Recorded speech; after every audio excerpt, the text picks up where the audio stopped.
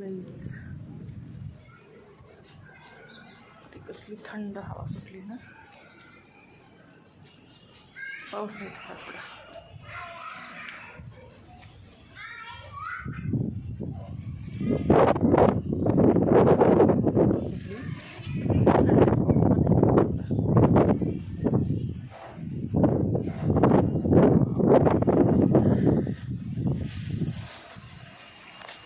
मला थंड हवा छान वाटली, पण आजारी पडली. ताप आली तर काय म्हणतात झर उलटलं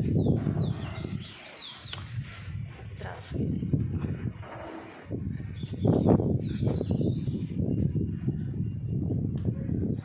तो बाहेर जायला पण भेटायला झाले.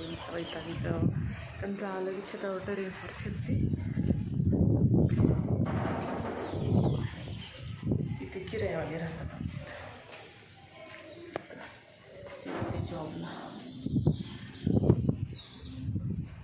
पहिलं होती ना घरी तर व्हिडिओ वगैरे काढते ते कामाला जायचं. माझ्या रील्स वगैरे मी स्वतःच आता करायला. घरात स्टँड आहे ना, स्टँडलाच करायला. तर गाईज नवीन असाल तर सबस्क्रायबर नक्कीच करा आणि जुने असेल तर लाईक कमेंट शेअर करा. हवा सुटली म्हणून मी आतमध्ये आले. कसं आहे लाईक म्हटलं की बापरे कसं माहिती आहे का, मला तर पहिलं डोकं कसं दुखतं हे सुद्धा माहीत नव्हतं, पण आता डोकं, लेकरं, फॅमिली, नवरा, पाहुणे, आजूबाजूचे नातेवाईक पूर्ण आपल्या डोक्याचं दही झालं आहे. टेन्शन घेऊन जर घ्यायचं नाही म्हटलं टेन्शन तरी बी टेन्शन येतच ना. खूप हवा आहे ती तर थोडा थोडा पाऊस पण येते म्हणून मी आतमध्ये आले. तर मला फिरायचं होतं तिथं, बाहेर जायचं होतं. दळण 2-3 दिवसांनी करून ठेवलं आहे. सम्यक काय दररोज मला नुसतं बोटावर खेळवायला. मग मी आज जातो उद्या जातो. इथं जवळपास आहे इथं गिरणी. चला म्हटलं त्याला दाखवावी सम्यकला गिरणी.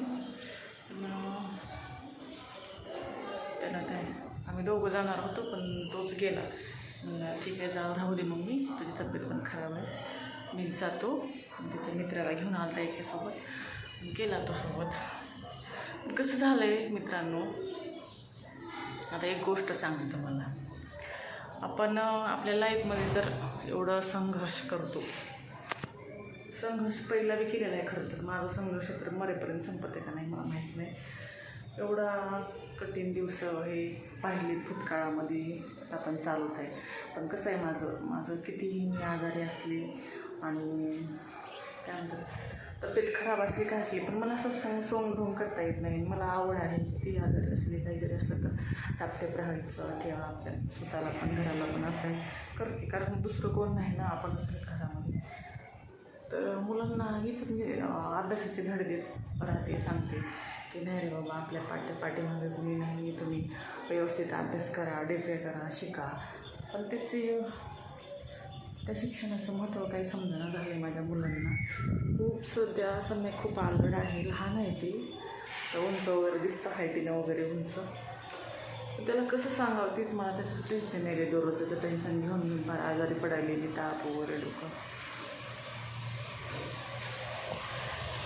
त्याला सम्यकला समजणार झालं आहे. त्याला किती सांगायले भविष्याचं असं नाही रे तसं नाही रे. बघ बाबा शिकलं पाहिजे. कसं आहे आपण भूतकाळातले दिवस कसे पाहिले तर पैसा आहे तर सर्व काही आहे. कोण कोणाचं नसते, सगळे मतलबी स्वार्थी लोक असतात, नातेवाईक हे. एवढ्या गोष्टी मी कोणच एवढं सांगत नसेल मुलांना. एवढं मी त्यांना लेक्चर देते, भाषण देते, तरी पण ते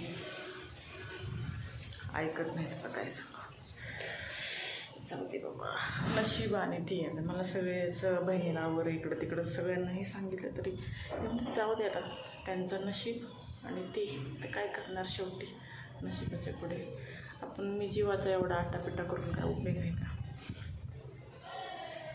वाटते बाबा आपण आपल्या भूतकाळामध्ये किंवा सध्याचे जी परिस्थितीमध्ये आपण भोगायलो तर आपल्या मुलांच्या लेकरांच्या नशिबाला येऊ नये. त्यांनी चांगले दिवस त्यांच्या नशिबाला यावे, शिकावं, पुढं जावं. ज्या गोष्टी मला आतापर्यंत भेटल्या नाहीत नवऱ्याकडून,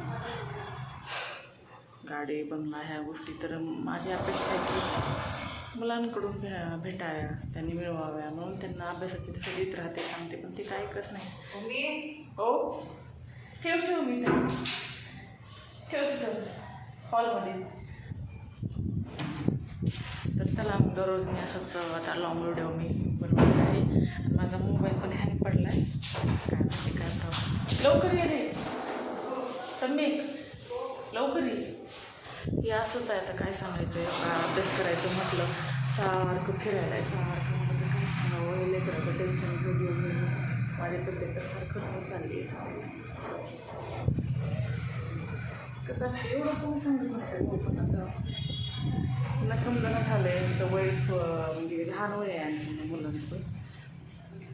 एवढं सांगते, शिकवते, अभ्यासाचे धडे देते मी, असं नाही रे तसं नाही, पण हे काही ऐकायच्या मनस्थितीमध्ये नाहीत. आता हेच वय आहे शिकायचं, अभ्यास करायचं. मित्र काय आहे बरं, बाहेर जाऊन काय भेटणार आहे? ते आपल्या लाईफमध्ये लाईफ टाईम राहणार आहेत का मित्र? सांगा बरं तुम्ही. यूट्यूब फॅमिली ही संगतसोबत ही चांगल्याचीच केली पाहिजे. ठीक आहे, मी म्हणत नाही बाहेर जायचं तर जा ना, 5-10 मिनटं बाहेर जा आणि परत ये. फोन केलं तर फोनही उचलत नाही. आज तर त्याने सकाळी नाश्ता केलेला आहे, जेवणसुद्धा नाही दुपारी केलं, आणि म्हटलं तर म्हणते की हो मी जेवलो बाहेरच, काही मित्राचा बड्डे होता आहे, असं काही कारण सांगते. तर काय सांगावं, वाटते जाऊ देवा. आपली आईची माया खूप ही असते, वेडी असते. जी किती चुका केल्या तर पोटात सपादून घेते आई, असं आहे. जाऊ दे, आता नशिबावर सोडलं आहे मी. माझा भरोसा आहे, मला आतापर्यंत माणसाने साथ दिली नाही, पण देवाने साथ दिलेली आहे, आणि इथून पुढेही मला देवाने साथ द्यावी हीच माझी ईश्वरचरणी प्रार्थना आहे. आणि भावांनो बहिणींनो, तुम्हीही सपोर्ट करत राहा मला, कारण मी पण काय म्हणते ते ANMचं माझं ANM झालेलं आहे. आता माझा व्हिडिओ खूप मोठा होतो काय की बाबा, दररोज थोडं करावं लागेल. आणि आज साध्या लुकमध्ये आहे बघा, म्हणजे साध्या सिम्पल लुकमध्ये मी आज काहीच मेकअप वगैरे काही नाही, असं म्हणजे रिॲलिटी तशी आहे तशीच आहे. तोंडावर पाणी मारले आणि थोडंसं कुंकू लावला आहे आणि गाऊन घातला आहे. मी साधं सिम्पल लुकच आहे असं. जाऊ दे, हमेशा तर आपण असतोच ना मेकअप. आणि मी कसं आहे, रिॲलिटीमध्ये मी जास्त मेकअप पण करत, फक्त क्रीम पावडर, काजळ आणि ॲब्रो पेन्सिल, फक्त बस एवढंच. तर काय आता टेन्शन कसं असते, मला वाटतं जर आपण आता काही इंस्टाग्रामवर पण आता मी व्हिडिओ बनवते 7-8 महिन्यानं. इंस्टाला पण आहे माझी ID, पण यूट्यूबला पण चॅनल आहे माझं. आता फेसबुकचं पेज मी बनवलं जस्ट किती 10-15 हो 20-1 महिना होते, 20-25 दिवस झाला असं. सगळीकडंच आहे, सपोर्ट कोणी करत नाही ते घरचे, म्हणजे मला स्वतःला सगळं करावं लागते, बघावं लागते. पण का म्हणून मी व्हिडिओ वगैरे बनवते की चला आपल्याला म्हणजे काहीतरी सपोर्ट भेटेल. तर फुल नाही फुलाची पाकळी, कारण माझं ANM झालेलं, नर्सिंग झालेली आहे. तर मी खूप लोकांच्या मागं लागले भावांना, खूप काय सांगायचे.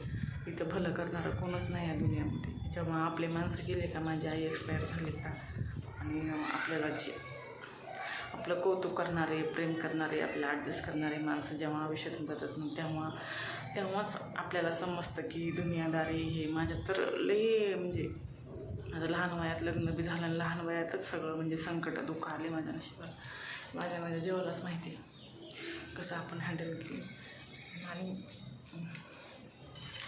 त्याच्यात मुलं पण, लेकरं पण, त्यांना रात्रंदिवस धडे देत राहते, शिकवत राहते की नका रे बाबा, जे वाईट दिवस मी काढले ते तुमच्यावर येऊ नाही, तुम्ही रात्रंदिवस अभ्यास करा. माझं नका, मी म्हणत नाही मला सांभाळा म्हणून, पण तुमच्या भविष्यासाठी तर तुम्ही करा ना, चांगलं शिका, पुढे जा, हीच माझी अपेक्षा आहे. आणि हीच मी आहे तोपर्यंत, म्हणजे माझ्या जीवात जीव आहे तोपर्यंत मला तुमचं चांगलं भलं झालेलं पाहिजे.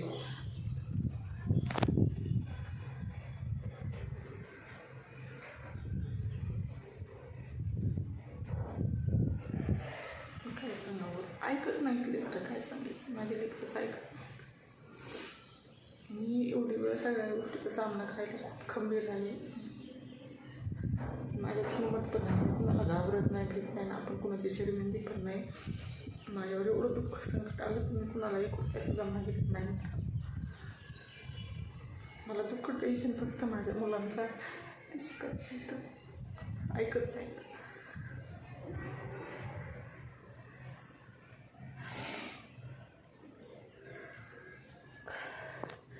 तर चला मग बाय, भेटूया पुढच्या ब्लॉगमध्ये. सपोर्ट करा, लाईक करा.